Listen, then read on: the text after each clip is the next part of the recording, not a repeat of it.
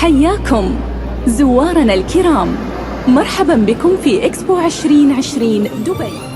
नमस्कार, प्रणाम, अजय भोजपुरी।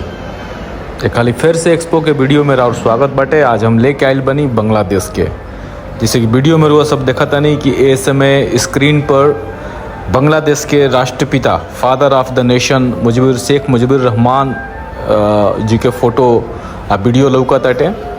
तो बांग्लादेश पेवेलियन जो उनकी बंग बंधु गैलरी के नाव से भी जानल जात रहे, वो बांग्लादेश के पेवेलियन में घुसते पहले जौन बांग्लादेश के फादर ऑफ नेशन के हमनी के देखा तानी जा।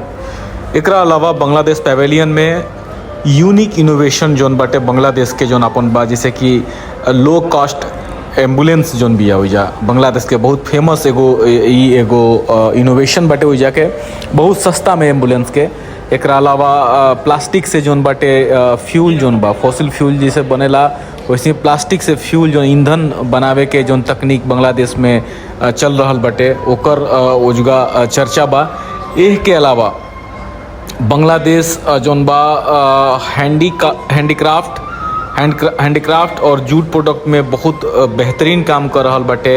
एगो एग्रेगेरियन का कहल जाला, एग्रेरियन मतलब कृषि आधारित इकोनॉमी से, अर्थव्यवस्था से जौन बा एक्सपोर्ट लेड कंट्री जौन की विदेशन में लगभग रुआ सब वीडियो में देखा तानी अलग अलग ब्रांड खातिर, विश्व के बहुत नामी ब्रांड खातिर प्रोडक्ट जौन बा बांग्लादेश में बन रहल बाटे। बांग्लादेश लगातार टेक्सटाइल के क्षेत्र में बहुत ज़्यादा बहुत तेज़ी से आगे बढ़ रहल बाटे।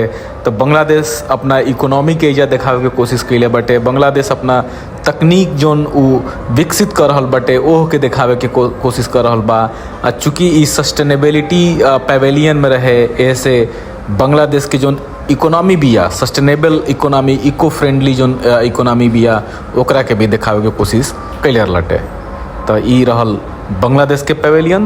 हम फिर कुछ ऐसे ही एक्सपो से कुछ वीडियो लेके हाजिर होकर सब खातिर। तब तक धन्यवाद, प्रणाम, अजय भोजपुरी।